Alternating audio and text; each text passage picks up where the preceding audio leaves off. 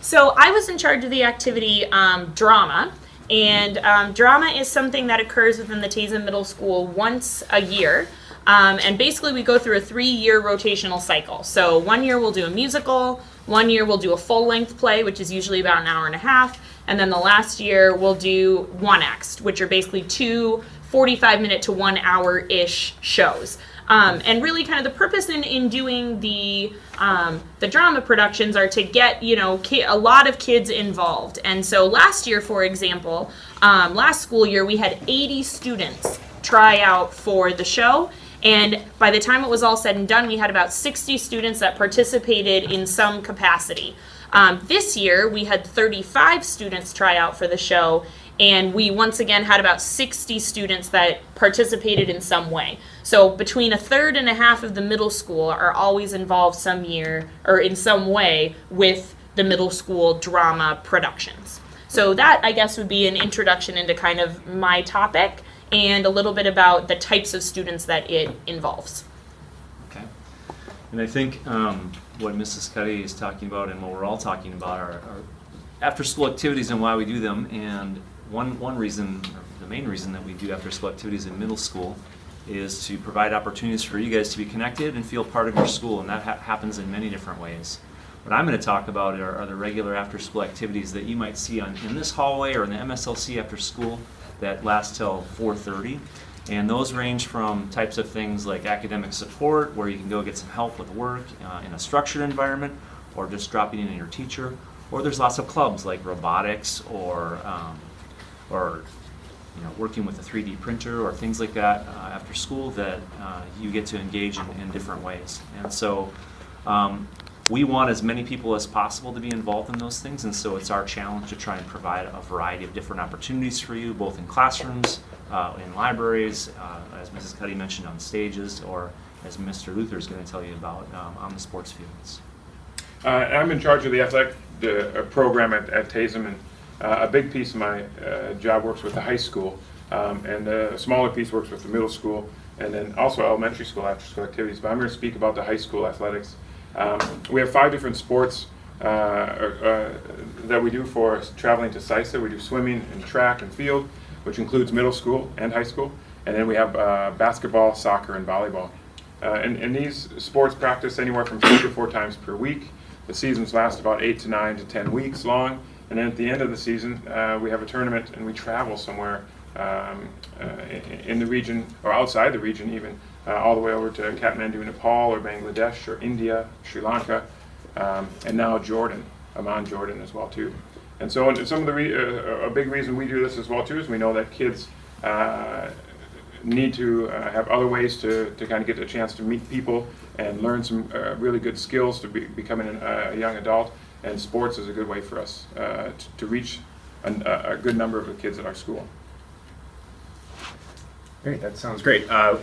The other members on the panel have talked about after-school activities, and mine is similar, but if I would change the acronym, it would probably be OSAs, which is outside of school activity.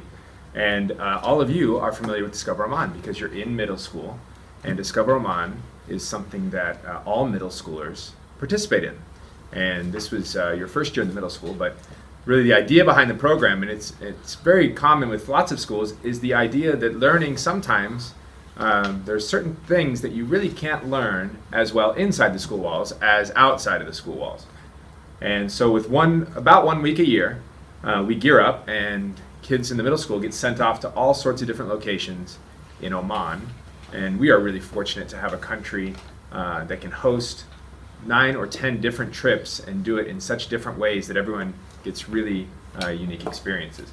So traditionally, Discover Oman has happened since this school was tiny. And I know it will continue. It used to be a part of the high school. Now it's split, and middle schoolers have a week all their own. And with the goals, basically, as I said before, of any learning that you can do outside the classroom walls that you couldn't otherwise do inside is something that we strive to achieve. And just having about 90 hours of being together and really forming, strengthening relationships between your classmates and the teacher chaperones that go with you. Those are all part of the Discover Oman program.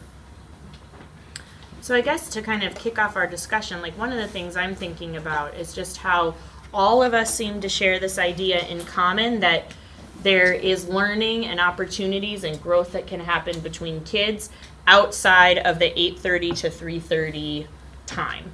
That there's stuff that within the classroom that we do an excellent job of teaching, but then there are opportunities to provide to kids outside of the classroom that also serve a really important purpose. And I guess like the belief that I know the drama department has, and I would be interested in hearing from you guys if you agree that that we need to take care of the whole child, not just the academic part of a kid, but that there are things that kids need to grow and develop in just as kind of like life skills. And I know the drama department kind of spends a lot of time doing that. Do you guys feel like your programs do that as well? I think that's a big piece of the sports program as well too. Is something that we talk to the student athletes about and talk to the coaches about is helping them learn about those kind of life type of skills, character building, teamwork, collaboration, those types of things that will help you to be successful members in a community, and you'll give back to the community that you live in. I think we value a society where people give back, and we know that makes the world go round. And sports is a good opportunity to do that. I think it's also learning collaborative skills is very important, as well as learning a little bit about yourself and developing yourself and having the opportunity to pursue areas of interest beyond what happens with the learning in your classroom is really important. There's opportunities for art after school. You can go make a bowl. You can go be with Mrs. Serna and learn about painting. And there's music, there's jazz band, there's choir. And so oftentimes these are extensions of things that you're interested in school, but then oftentimes there are other things that we aren't doing in school, like programming robots and things like that. So I think that with all of our conversation, what's really important is to develop, as Mrs. Cuddy said, the whole child. And that means that pursuing things that you're interested in learning more about outside of the regular classroom day. Yeah, one thing that I think about as I listen to the other panel members talk about is this feeling of community as a middle schooler, and kind of the knowledge that your teachers are here for you beyond just the time you have them in class period. I also like the idea with Discover Online, which I'm in charge of kind of that thought that it comes every year and we all know that it's coming, and the build up and the excitement to me feels kind of ritualistic in the sense that the school year starts and we know almost right away we're thinking about where we might be going and what experiences we might have. And next year, as seventh graders, you guys will get the opportunity to choose your trips to get more of an involvement on where you end up going. So that's something even that you can even look more forward to potentially than this year, where the trip was chosen for you. That's an interesting point, Ryan, that you make about kind of knowing that something's coming up.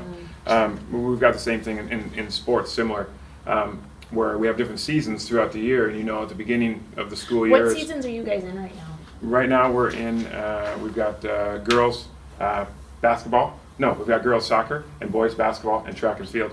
But at the beginning of the year, we know that it could be swimming, it could be volleyball in the high school. In the second season, we know that it's boys soccer and girls basketball. And it's important for kids to be able to plan out their year like that and know that this season's coming up and I can gear up for it. I can get myself ready for it and know when it's coming. I think one difference between some of the things we're talking about is voluntary versus involuntary. Obviously, with some of the activities we're talking about, you can choose it. With Discover Oman, it's a little different because we require it. Mr. Calloway, maybe you could tell us a little bit more about some of the ways that students, or you've seen students learn about themselves as individuals and how they've grown through those experiences. Sure. I think that depending on what your upbringing is, we have very differing backgrounds on our camping experiences and being outdoors, and really, I have seen as a chaperone. Are you going camping this weekend? Have you been to SEFA lately? I have been. I also fairly really like Fins. recently. Are we going to send the kids to Fins next year? Well, that's not on the list of places that we might go to. Okay. Yeah. Is that All right, something sorry, you would no. consider going? Well, There's a it good could be kind of interesting. I don't know. But it is kind of busy. I do like the fact that they pick up your trash, though. I've been to Fins. Yeah. And Nice. there's a good provider you could use. Oh, okay. You have someone you could send me their Do you have number? like their number right now?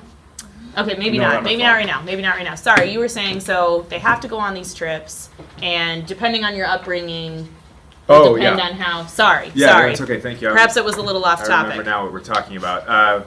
I have seen a wide range in students' abilities to from kids who have maybe never been hiking before, who have definitely, I've seen lots of kids who've never put up a tent before, and those are all learning experiences.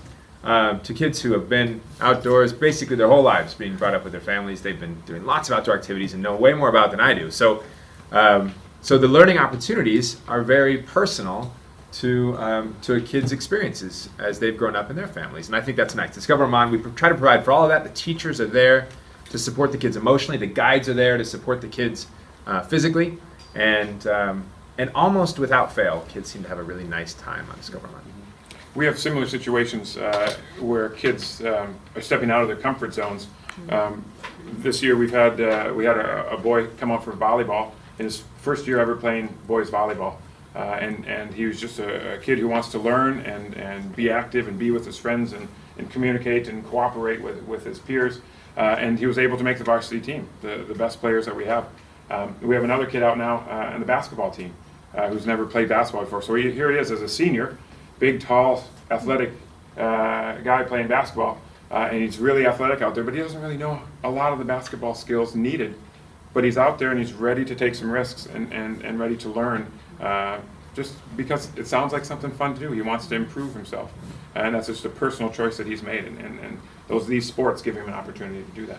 It sounds a lot like the drama department, but in a different capacity, in the fact that kids are used to kind of getting up and talking like in front of their peers. Like, I can get up and talk in front of my class, but it's something very different to know that like 200 or 250 people are going to pay money to come and see the show that you put on. And so what's really cool for me as a drama instructor is to see where we were on that first practice when they're given the sacred text known as their script.